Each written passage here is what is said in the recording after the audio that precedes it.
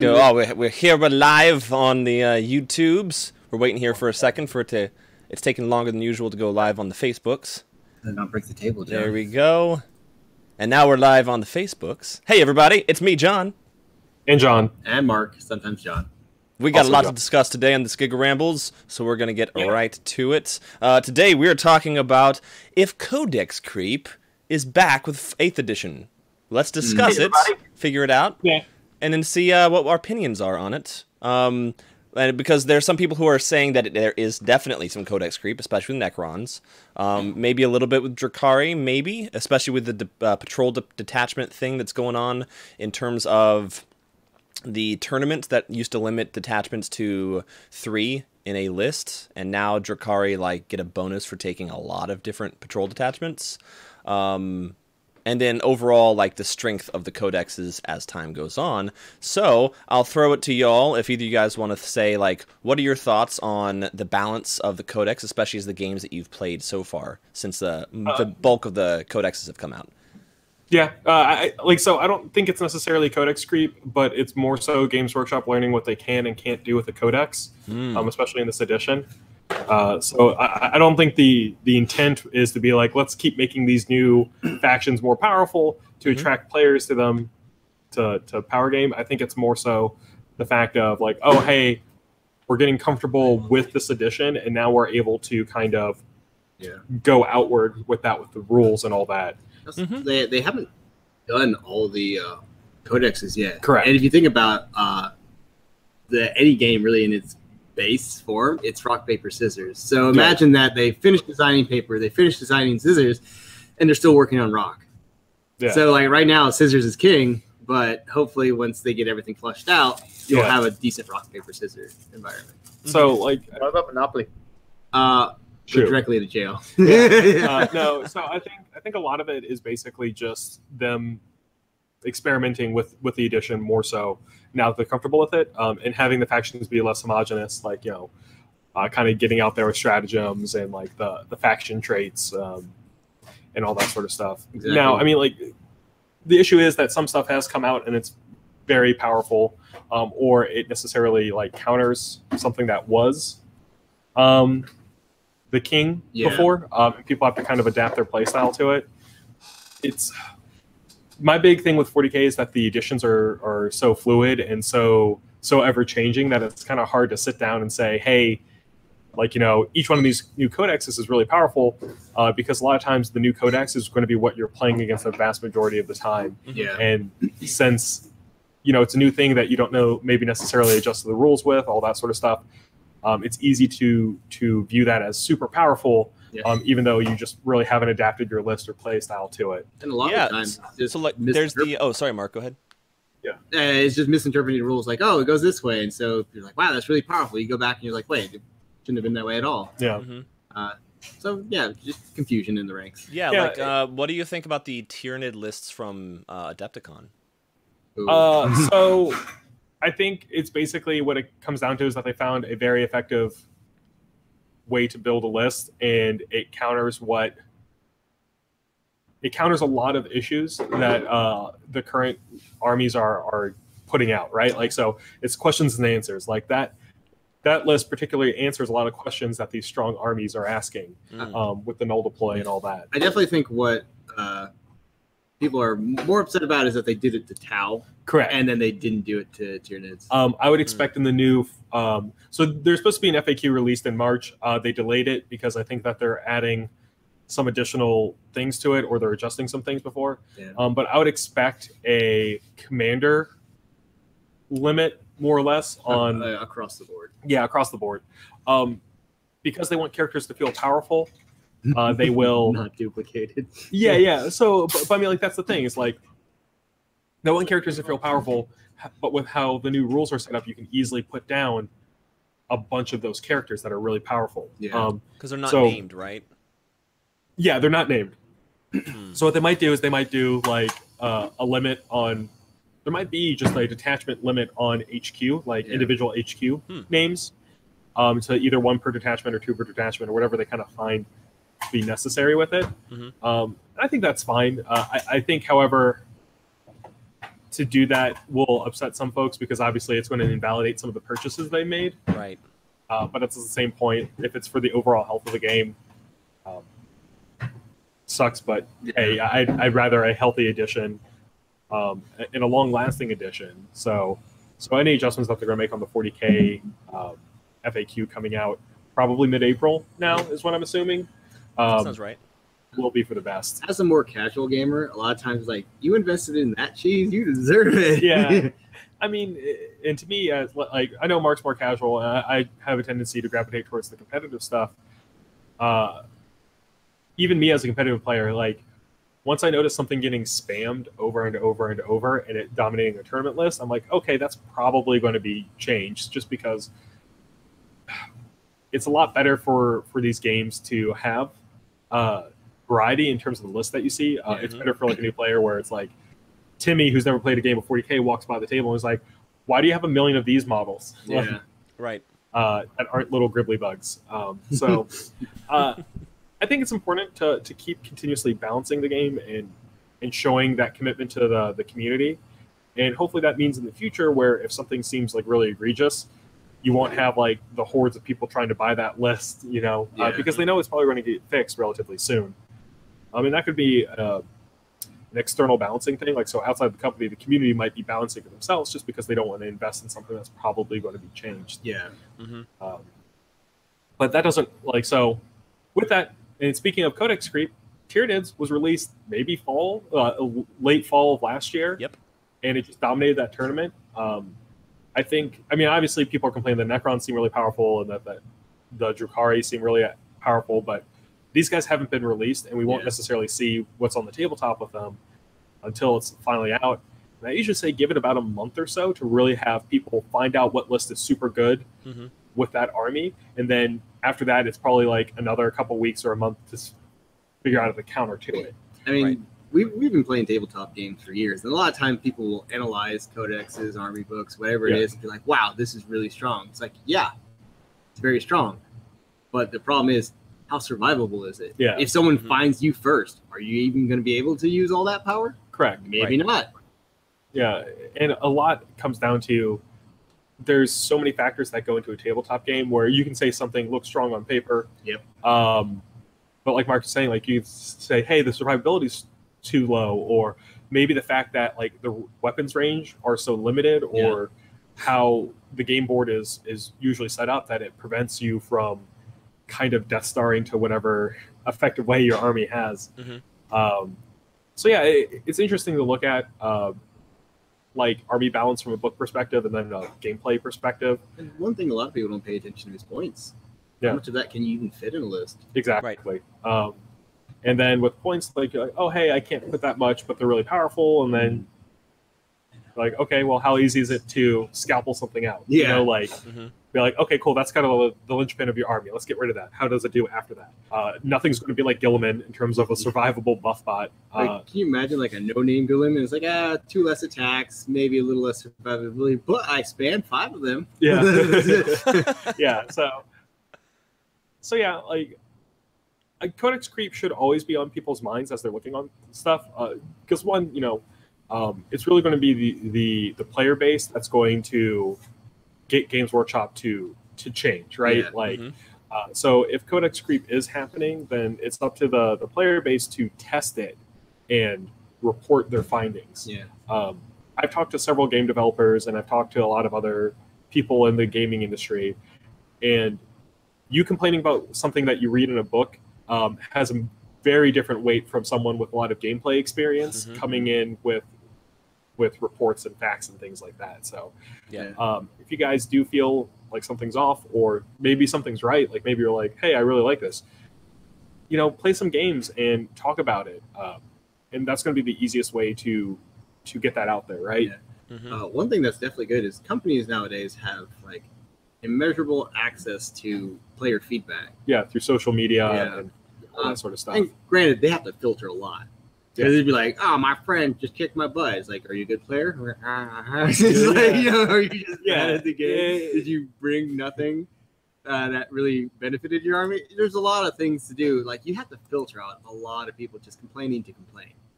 Yeah. And then some people with legitimate arguments, which surprisingly, things like algorithms, stuff like that, that can pick out what is worth reading. Yeah, it's crazy. Like, cause the amount of feedback is massive. Yeah, it's a brave new world we live in, Yeah. and the fact that information flows so freely. Yeah. Now, on the topic of Codex Creep, like, what is a frustrating list that y'all have fought against, or maybe you've made? By the way, John, real quick, is the stream working? Yeah, it's still going on my end. Okay, cool. Just making sure. Yeah. If the audio or the video cuts out on you guys, please let us know, because sometimes our back end doesn't see it as quickly as our front end. What was your question, John? What is like a frustrating, like in terms of the meta, because it's always changing, right? The Tyranid lists that won Adepticon weren't necessarily a thing like 3 months ago. But like as y'all are playing 40K games, what are some lists that maybe are a little bit frustrating right now to fight against? So there's a couple lists that are, and I wouldn't necessarily say super frustrating, because like once you kind of know what the deal is with them, to me it takes away that frustrating nature. Frustration comes in when I don't know what's going on and I don't have an ability to react to it. Yeah. Which is why the Tyranid list is very, very good. But the big deal is, like with that list, is that you can't react to it first. Even if you go first, you don't get to shoot at all their big stuff. You don't get to do anything until they have their turn and they can drop all their bugs in. Gotcha. And that's where the frustration can come into, is when you have or you are playing against a list that you don't have the opportunity to really like have a say in what's going on in the game. So you want something that's interactive. Like, being interactive is fun. Being uninteractive, not so much fun. For me, it is definitely, and John plays the armory, but it's the what are they called? The Skyfires for Tzeentch. This is Age of Sigmar. Yeah, this is Age of Sigmar. So basically, Tzeentch Allegiance allows you to roll like 9 dice, 7. Yes, at the beginning of the game, you get to roll 9 dice because that's Tzeentch's number. Yeah, and you get to basically reserve those for future rolls. And so if you roll 5s or 6s and you have them near a shaman, which gives +1 to hit, you can go first, move up, because Skyfires are super fast, and say, all right, that's your most important hero. I'm going to use all my 5s and 6s, and I now roll that many D3 mortal wounds on it, which will usually kill a normal hero outright. And that's before you can do anything. Wow. Yeah. And so what do you do? But fortunately, I've heard rumors that they're going to basically bring Age of Sigmar to a 40K-esque hero protection kind of situation, where if they're under a certain amount of wounds, you cannot target them unless they're the closest model, which will be immensely better. And so that's a minor segue, but there are rumors of Age of Sigmar 2nd edition coming out, or revised rule set coming out this summer, this fall. Because they do the General's Handbook in the summer. And so we're hearing a lot of rumors, and we don't know how much is rumors versus speculation. But once again, that goes to what Mark's saying, is that interactive versus uninteractive method, where it's like with Age of Sigmar, you don't get to interact with your opponent when all they get to do is just say, hey, that character's dead. Just take that character off the board. And so that's a big issue with the game itself, or any game where you don't necessarily get to have a say in what's going on. And with that, with 40K, like another one of the big problem lists that people are complaining about is that Dark Reaper spam list. And once again, it's a very quick, effective list that gets to neutralize a lot of things before you can really have a chance to do that.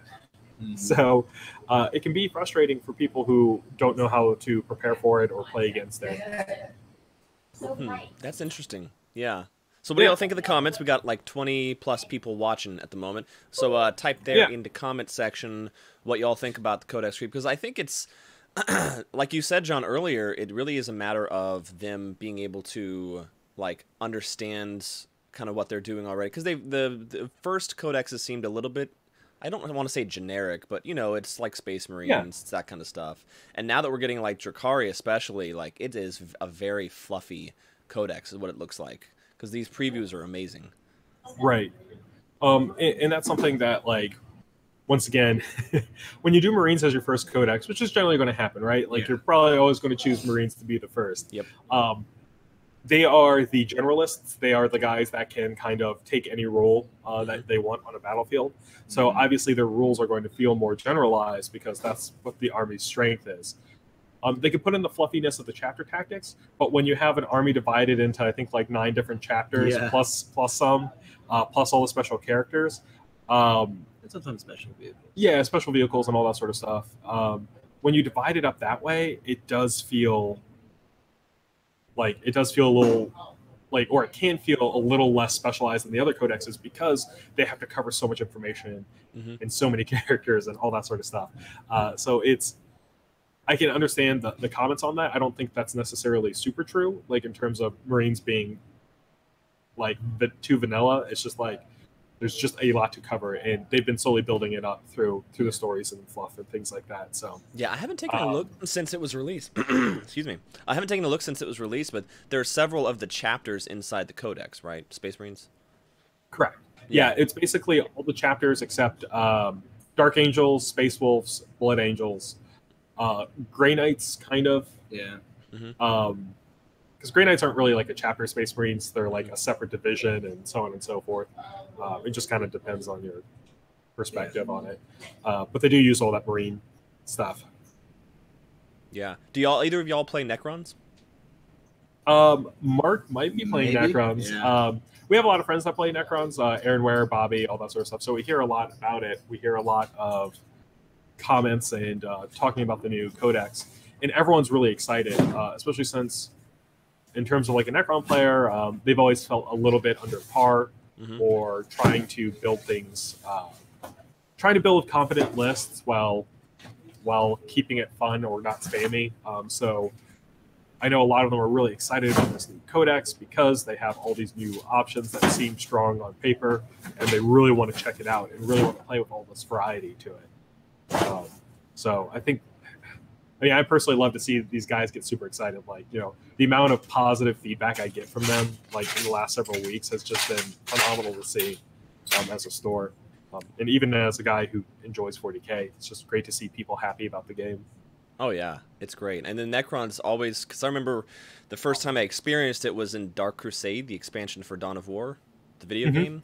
And it was super intimidating because they just slowly walked across the map and just killed everything.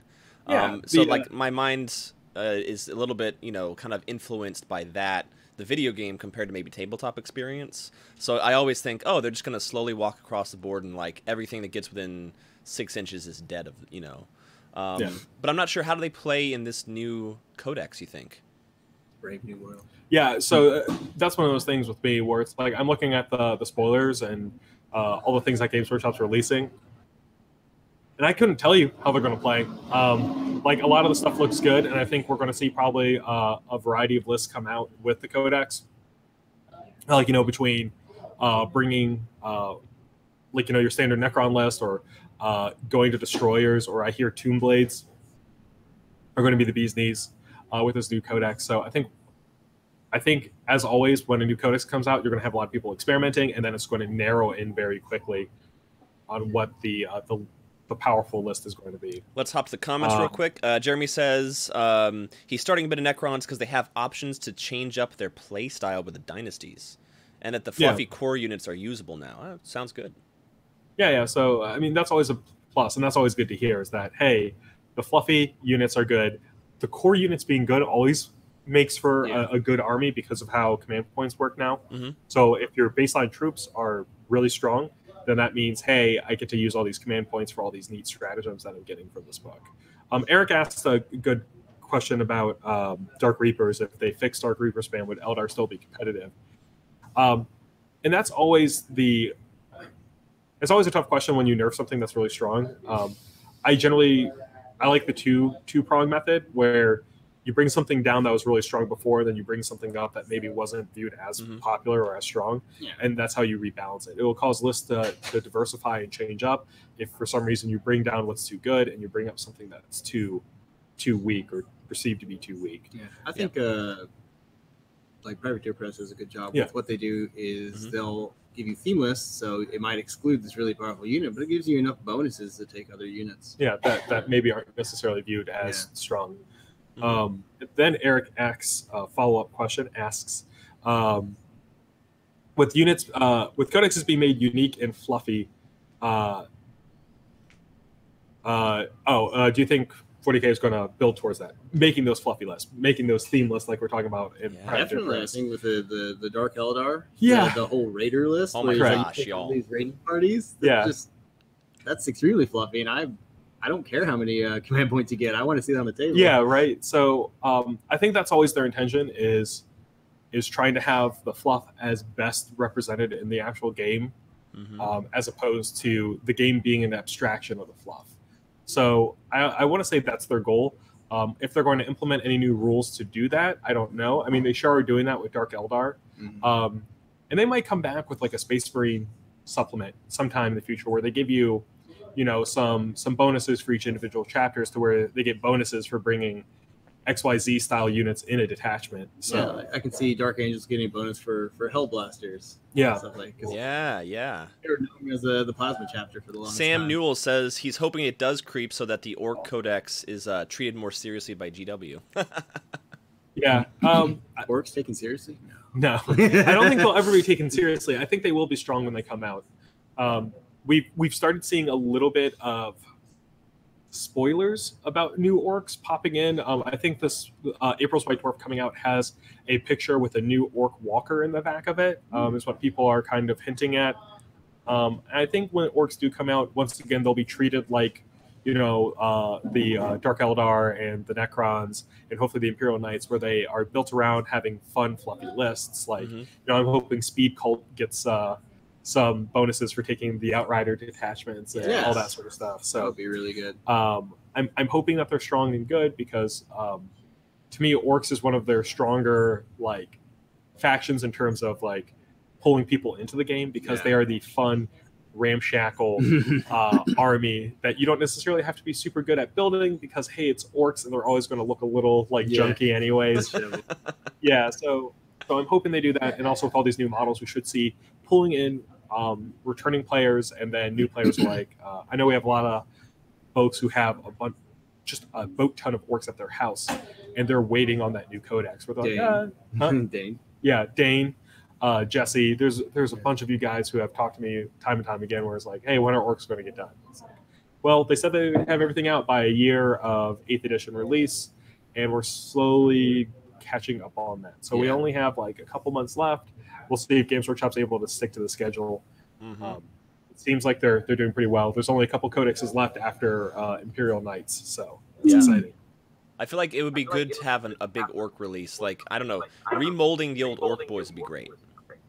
Yeah. They're a little bit old.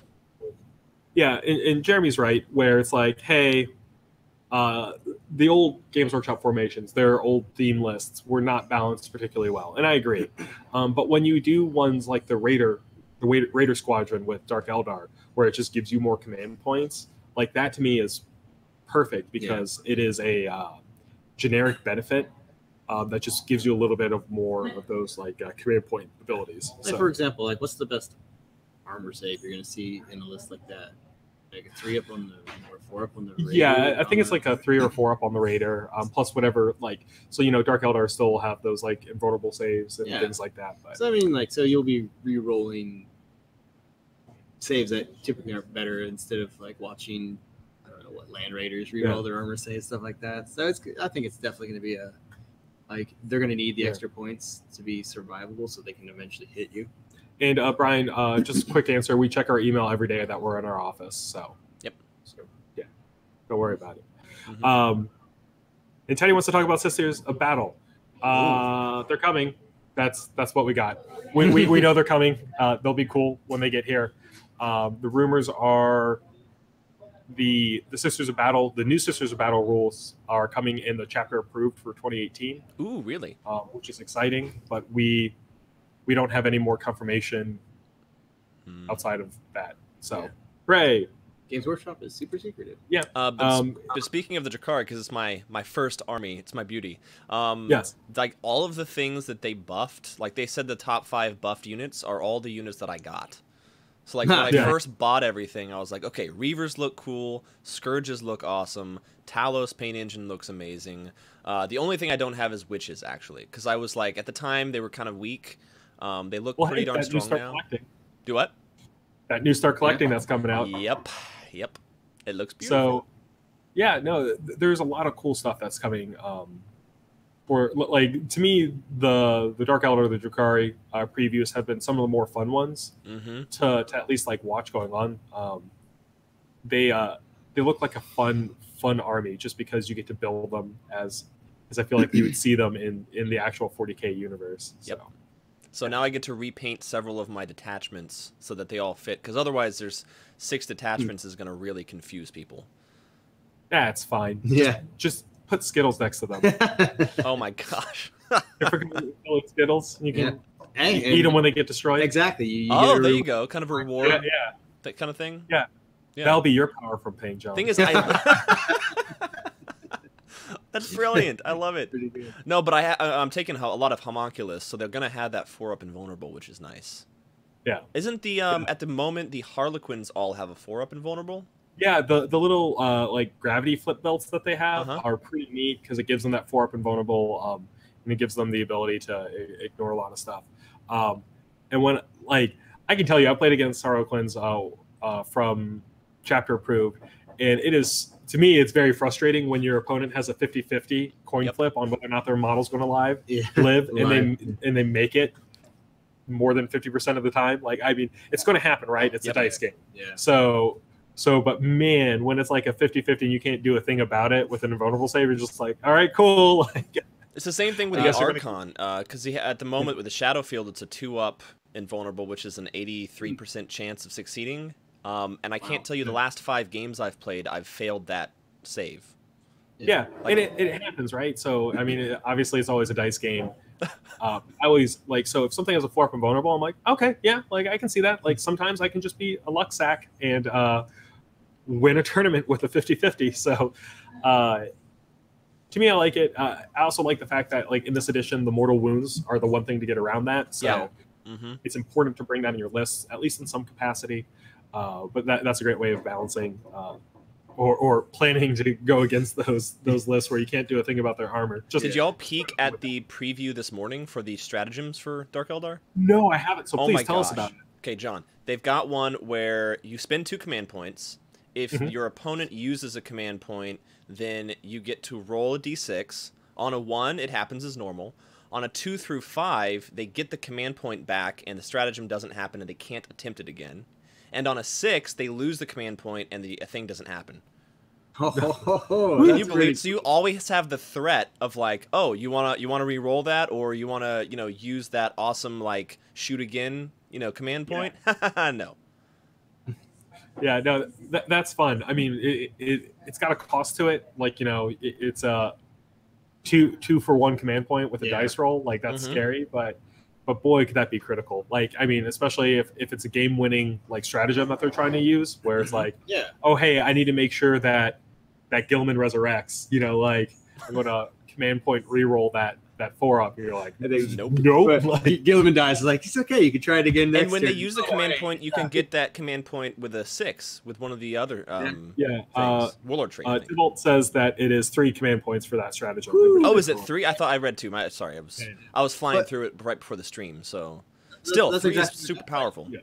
You give that Raider group like a whole bunch of command points, but they're going to use that 3 command point thing so that you can't just blow apart their front line on turn 1 or 2. Yeah, it's always important to stress that like command points are not always a offensive tool, but they are a defensive one as well. It was one of the reasons why I love this edition of 8th is just because your tactical depth is more than just list building in this game. It's going to be how you build your list, how you deploy your list, how you use your command points, how many command points you have, and using that as a valuable resource.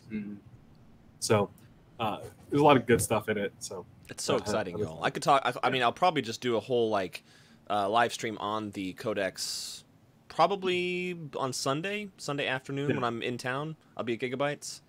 Good. And we'll do a talk about it through and we'll look through the different, coven and cults and all that stuff. But because it looks awesome. Yeah, Eric's asking what direction do you think Games Workshop's going? Whether it's more fluff, competitive, and how they're moving the universe forward. So I think Games Workshop knows that their story sells their game a lot.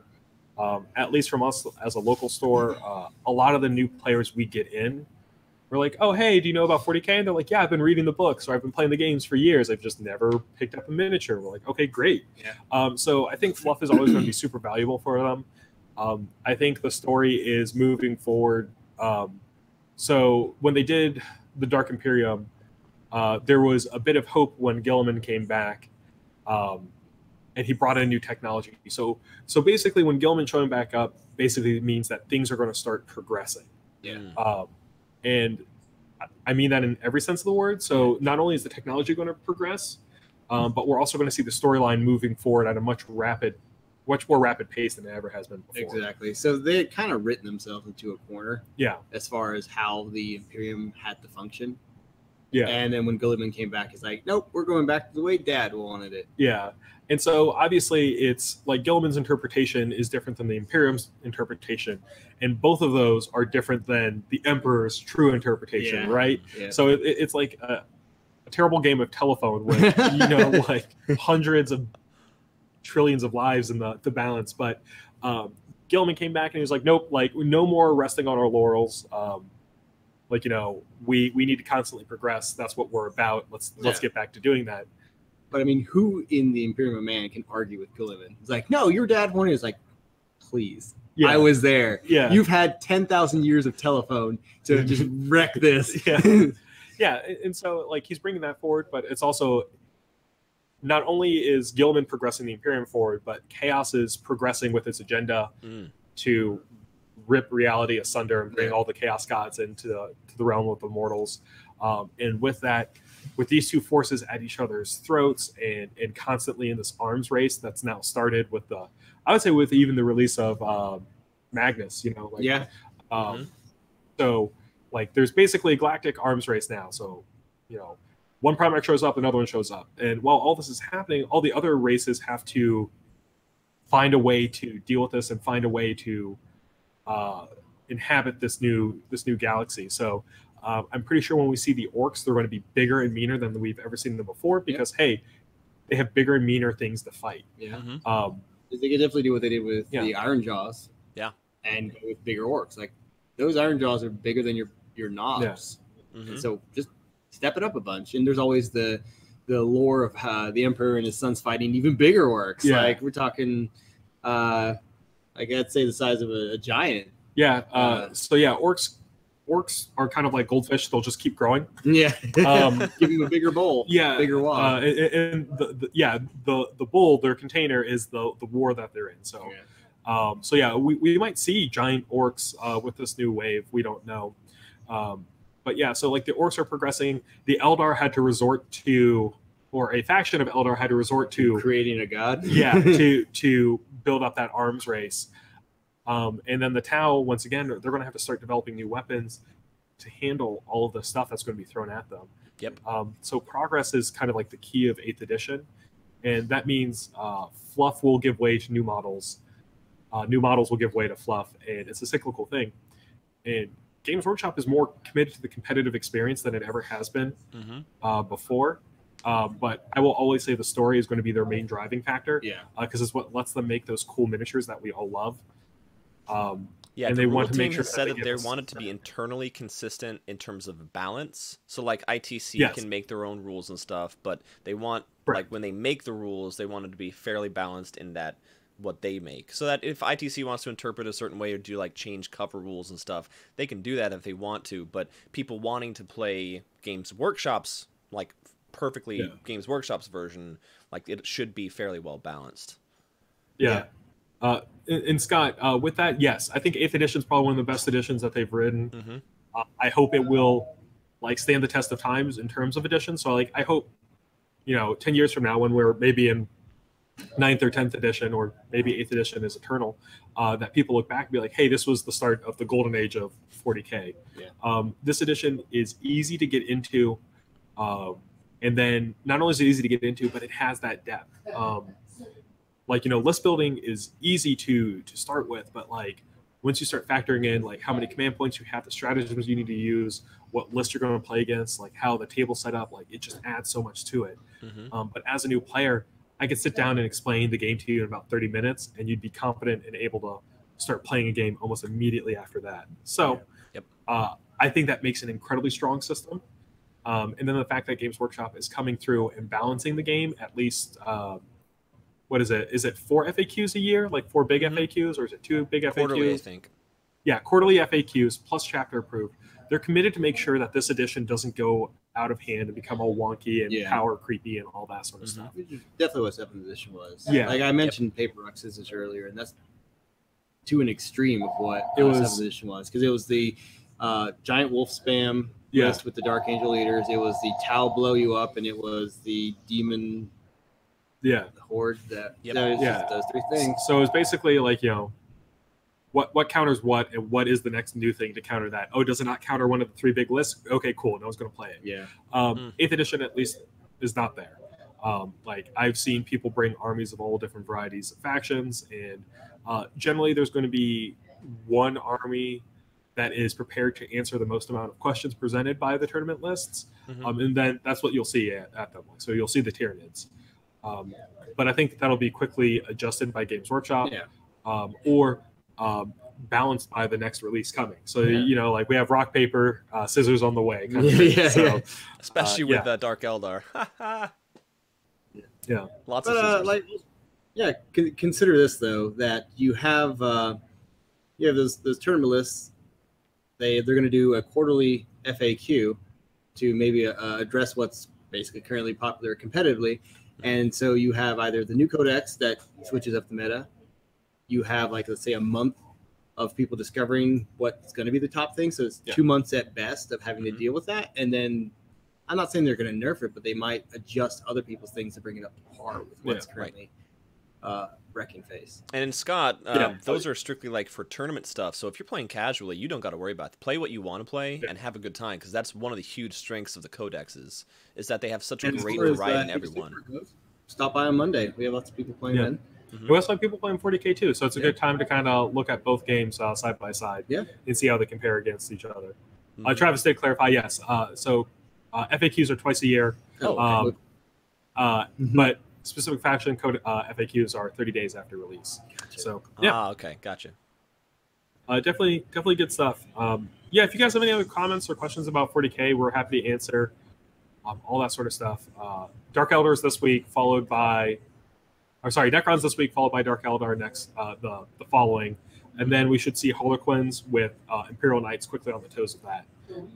But we're going to move from talking about 40K to talking about some of the other features and things like that we're having in the store. One of the big ones is we now have demo tables up and ready for you guys to explore new games. And we're going to kind of talk a little bit about some of the games that we have here available to demo and purchase. Nice. First one being? Fairy Tile, not Tail. Yes. Tile. So Fairy Tile is one of the new games we got in. It's from Yellow. It is a whimsical fantasy tile placement game in which you play as one of, or you don't play as one of them. You're trying to, I think, join the knight and the princess together while avoiding the dragon. Correct. And you have 15 various tiles, and you have cards that basically read like a fairy tale. Correct. And so you try to fill the requirements of the story card. If you can't, you basically shuffle it back in the book. But it's great. Like the knight has to basically follow the instructions on the card. The dragon has to move to the edge of the board. The princess can move one space or teleport to a castle and move one space. So she's always jumping from castle to castle, which is very Mario-esque. Oh, your princess is in another castle. It's a great game. And once again, like we basically explain the entire game to you right there. It's very simple. It's very fun. It's actually it's fairly challenging, and it's got a bit of depth to it because once again, you have to move these pieces in a very specific way, and then you have to try to complete that portion of the story, and that's going to be basically how you get your victory points. Is how many completion story pages you can get done before the game. Cool. Okay. So it's a lot of fun. It's a very, very good game to play in 20, 30 minutes. I think is the average time for it. 30-minute time. Once you guys get through it. So basically, you start off with one tile on the board with each three of the pieces down. So the knight, the princess, and the dragon, Mhm. and then from there, every turn, you're going to put a new tile down and try to complete one of the cards that you're given, the story cards. So setup's not that much. It expands as you play, so like you don't have to like prepare an entire board before you even like start going with it. It's very simple. Much, Betrayal on House on the Hill. Yeah. How many players? So it's, 2 to 4. Yeah, 2 to 4. Yeah. That sounds fun. It is fun. The little miniature pieces are gorgeous. The artwork for this game is phenomenal. They did a really good job. Pre-painted pieces with wonderful tile art. And I saw it at Gamma and just was like, this has to be. I'll have to have a copy of this. But our next game is Decrypto. Yeah. So Decrypto is a pretty new release from the guys at ELO as well. So we have 2 games from them today. It is a Codenames-esque. Yes, it's a code-breaking game, kind of, sort of, where you are given. So you're going to have a guy who knows what the words are, and what you're trying to do is you're trying to get your team to guess the correct words. Yes. While not giving enough clues to the enemy team for them to guess it as well. Yep. So like. So you basically have if you get it right twice, you win. If you get it wrong twice, you lose. So you can't just be like, is it this? Is it this? Is it this? It's like, no. Yeah. So you have to be careful, and you have to decrypt your opponent's messages properly, or you also lose. Yeah. So don't just go like saying all 4 answers and be like, "Did I win?" Show the back of it again. So this game has some really cool features to it. It's got this little board on it where you slip these blocked out tiles into that will show you the words, which is really neat. It's kind of a cool little factor to it. But yeah, so I definitely recommend this game, especially if you're a fan of Codenames. This one's going to fit in well with it. It's definitely a word association game, and the competition aspect of it is to me very challenging because you know how many clues can you give before you give the enemy team the answer as well. It's pretty awesome. I definitely recommend checking it out. It's currently hailed as one of the up and coming games of 2018. So. We have a limited selection here at the store. I think we have around 10 copies or so left, maybe. So if you guys are interested, please come in, demo it, love it, like it, leave with it. Yeah. Make sure you have it. But keep in mind, this is a 3 to 8 player game. Correct. Interesting. So it's not going to be just between you and a friend. Correct. You're going to need one person to be a spy master on each side, and then one person at least guessing, or just split that into teams. Absolutely. But it is going to be a quick 20 to 30 minute game. Yeah, definitely something to bring to a party, especially if you guys are known, like your party's like, oh hey, I know everyone loves Codenames. Let me pick up Decrypto. It'll be something new, something kind of spicy for the event, which will be nice. Nice. Let's actually talk about Salem first. All right, sure. Yeah, so we actually got games from this new company called what is it? Facade Games on the back. On the back, yeah, Facade Games. Yeah, Facade Games. These are wonderful games. Yeah, Facade games. So these games are wonderfully packaged. Yeah, they're in a book. Yeah, they're designed to look like a book, but inside is a box and all that sort of stuff. And we'll have all the game contents in there. So they're very small games, easy to store, but they're both wonderfully detailed. Yeah. Salem 1692 is basically werewolf, or at least Facade Games take on the werewolf genre. Yeah. So once again, you're going to be assigned a random role, whether it's a witch or one of the other townsfolk there, and it's going to be your job to either find all the witches, or if you are a witch, make it through without get everyone else hung on the gallows. Yeah, or not thrown into a lake. Yeah. So should we just call it Witch Wolf? Yeah, Witch Wolf. But once again, it's a gorgeous game. It does have some new elements from the werewolf that you won't find in the werewolf genre, which is really nice. It's got that whole trial aspect, which I really enjoy. It's $25, so it's an easy pickup for this gorgeous werewolf-esque game. Once again, it's great for parties. It does require more than 2 people to play it, but I highly recommend it just because hey, everyone's going to bring werewolf. Who's going to bring Salem? You could. And it's easy to bring along. Yes. Which there's definitely something you want for a party game. It's easy to pack up and bring just anywhere. Correct. Once again, it has that nice packaging to it. So once again, It's a very well designed game. The artwork inside of it, I personally love. It's this nice painterly style. Yeah. I really pictures. yeah. They have some of the pictures of the townsfolk in there and all that. Yeah. So what you see here is what all the characters and cards look like. It's very. Are y'all seeing a trend of more of the shorter games? Yes and no. So to me, games are polarizing. Whether they're either going to be short party games or they're going to be long, in-depth games.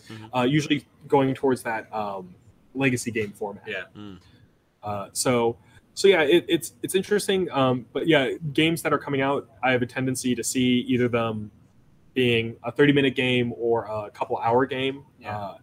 And there's not much in between right now. There's like I haven't seen a lot of just an hour-long game or whatever. It's usually less than an hour or over 2. So there was one of the things I went to at Gamma. They were describing their games, and they said, "All right, we have our you sit down with friends. You're gonna spend your evening playing this game, which was the Star Trek Ascendancy game." Correct. And then it said, and then here's all our other games, which you can get done in 30 minutes. So they do have that. Like we're gonna go for the hardcore gamers, and we're gonna go for the I wouldn't really even call it hardcore and casual, but we have the people that want to spend an evening playing games. We have a game for people who want to just have like an hour to burn. And sometimes people want a variety in the games that they're playing, so they want to be able to say, hey, like I want to play 6 different games through this party, so let's all just bring like a 30-minute game that's easy to explain, ready to go.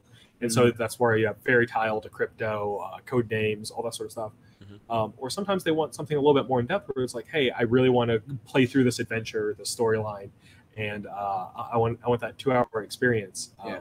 So yeah, and it's also good to have a library, like a gaming library of both, right? So like if you think about it, the main course would be like Gloomhaven or GKR Heavy Hitters, where that's going to be a several-hour game, but maybe you're waiting a little bit before everyone arrives, or you finish your game early and you need something to kind of like cool down with, so to speak. So having a library of both styles of games is actually really, really good, especially for event planning and all that. I highly recommend having a diverse game library of easy-to-learn games and then more in-depth games, just because you never know how you're really going to feel. Are there any games? This is a random question. I might be. Are there any games that are good for people to observe other people playing? A lot of them. Okay. I know that sounds weird, but a lot of games, especially more so today than before, give you like that cinematic experience. Like I'm looking at GKR Heavy Hitters, so it comes first to mind. But those are giant robots demolishing a city. So even if you're not playing, it's interesting to watch in terms of people's movements and what they're able to do with the robots. You get to see this gorgeous board kind of unfold. I would say Kung Fu Zoo was a good game to watch too. So yeah, there's a lot of like quick, fun games that are fun to watch. Either are going to have a lot of moving, active pieces in it. So like, if the game is a lot of like sitting around deciding what to do, maybe not a watchable game. But if it's fairly active, where the turns are either really quick, or there's a lot of movement on the board where you can easily track as an outsider, then I recommend those as like games to have at a party where like maybe you have a lot of non-gamers there. Easy way to entice in. Definitely also how into it the players get. Like me and John were yelling and laughing when we were playing the Kung Fu Zoo, and just it's something that even the spectators can get excited about. So yeah, it involves in both like the participants in the game and the people watching it. So once again, games with fairly easy rules to understand. Like, you don't have to get all the intricacies of the game, but like, once again, we go to GKR Heavy Hitters. If you blow an arm off a robot, like you're going to understand that, hey, maybe that arm's not going to work, right? So games with at least enough visual cues to let a spectator know what's going on is really great. Great to have, especially for, like I said, people just observing. So yeah, and we're going to talk about another game by Ficati Games. This one is Tortuga 1667. Ooh. So it once again comes in that great packaging like a book, but it is vastly different than the Salem. So Tortuga is it's not quite a worker placement game, but it is a treasure collecting game. I mean, to say pirates ever work. Yeah. True. So basically, you take the role of a member of a privateer And what you're trying to do is get as much gold for your nation as possible. So you are assigned a random country that you work for at the beginning of the game, and it is known only to you. And as you play through, you are trying to put as much gold into your country's hold as possible, while working on these like privateer ships and working your way up from the ranks. So someone's going to start as a captain, but you, who might be, first mate or a crewman, can work your way up to captain and be able to control a lot of the aspects. And there's a lot of events and things like that to kind of manipulate what position you take place on a ship and all that sort of stuff. It comes with this gorgeous neoprene map that looks like a treasure map, but it has like your ships on it, the map of Tortuga, a Spanish galleon, which is carrying a lot of the gold. Yeah, because that's what everyone's always after. Yeah, Spanish galleon full of gold. Correct, yeah. And so the game is set up to where each turn you're able to take one of multiple actions, whether that's call for a mutiny or go to Tortuga looking for treasure, or attack that galleon that has the treasure there. And then you can also flip event cards over as one of your actions. And those event cards can be either incredibly beneficial to you or kind of a hindrance. And so with that, it gives a bit of depth to the game. The idea is to get as much gold as you can before the event deck is burned through, because the last event is always the Spanish attacking, trying to get their galleon back, and everyone's got to kind of leave at that point. So me and David played through it. I had never seen David laugh more at a game than Tortuga. So to me, that means it's a critical success. And it's also that thing about spectating. I spectated and also had a fun time watching all this go down. I watched David drag John onto his boat, then immediately get mutinied off the boat, and then watch John stuff all the treasure into the other box so he could take it for his country. It was a lot of fun, and I really recommend it. It's very strategic, so you're going to have to be mindful, and you're also going to be trying to figure out everyone's loyalties. Yeah. So it has a 2-player version, which is very complex and deep, but the game really hits its stride when you hit that three-player plus, because it starts becoming very apparent whose nationality someone is, or maybe that's what they want you to think, and let them climb the ranks of your ship. So it's very cool. I really enjoy it. And I would definitely recommend it. It's another $25 game. The pieces in it are amazing.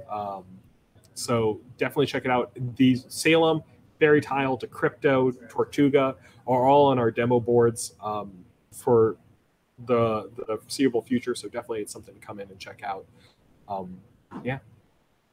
Definitely. Yeah. We have a Infinity RPG coming out. Right? Oh yeah. Here, let me grab some other stuff that just came out. Sure. And then Mark, let's talk about a couple of the events real quick, because we have about a little over 5 minutes left before we gotta open up the store and everything. So what are some of the events coming up at the end of the month in April? What are the events for April, John?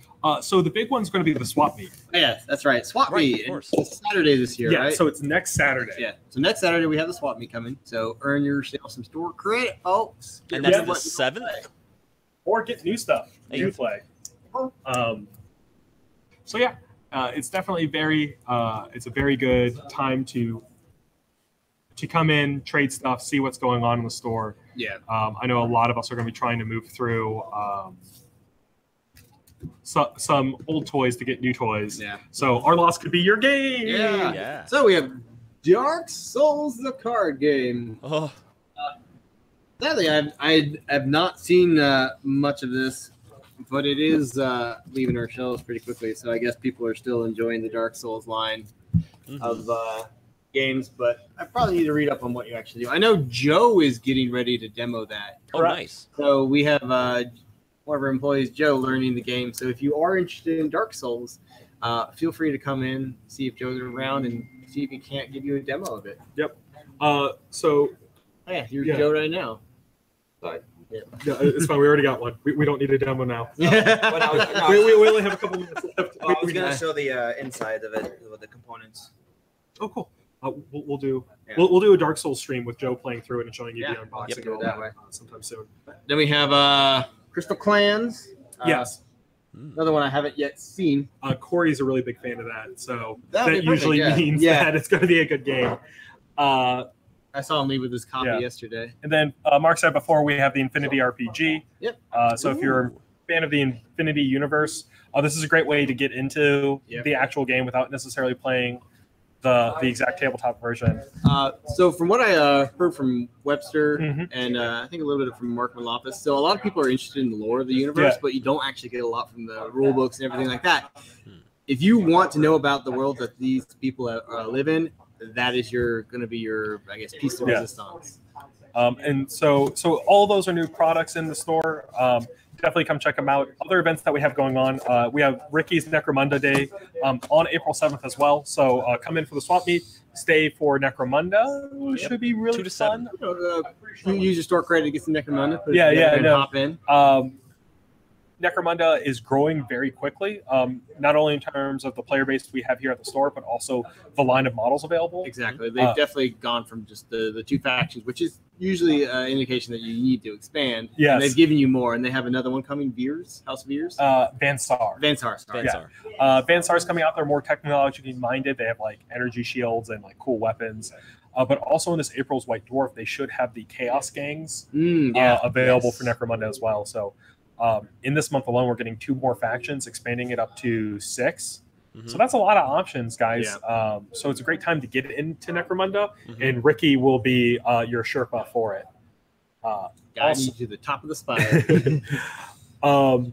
Also, other big events. We have a Shadespire tournament coming up on a Sunday. I believe it's the 15th. It's either the 15th. So that's going to be a Shadespire tournament. It's going to be our first organized tournament for Shadespire. So that's really exciting. Exactly. So it's really exciting. Earn yourself a nice trophy. And then also we have several 40K tournaments coming up, both ITC and I believe Rob's campaign as well. Awesome. So April is already full of events. So if you guys have something you want to do, please schedule it now because April's full. We need to start planning out for May, June, July. So, If you have any questions on events, join our Discord server. We have a channel that you can ask and Rob can reply to it. But always fill out the form on the website. It says event request form. Fill it out just to be sure. All right, guys. We are quickly running out of time. We have plenty of people coming in the store.